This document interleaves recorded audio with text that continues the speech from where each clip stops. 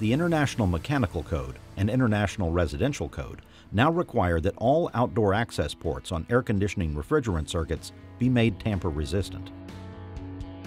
Even though some local code officials may not enforce it, you can still be held liable for any incidents if you have not installed a tamper-resistant cap. Highlights from the 2009 IMC commentary state that some locking type caps are designed to only be removed with a special tool or key.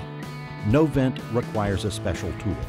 Not all locking caps available in the market today require a specialty tool.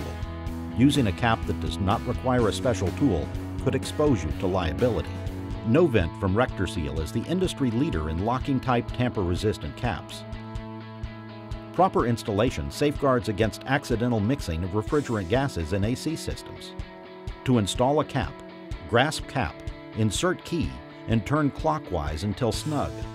Place female thread of the Novent cap onto male thread of the Schrader valve and tighten securely by hand using the Novent key.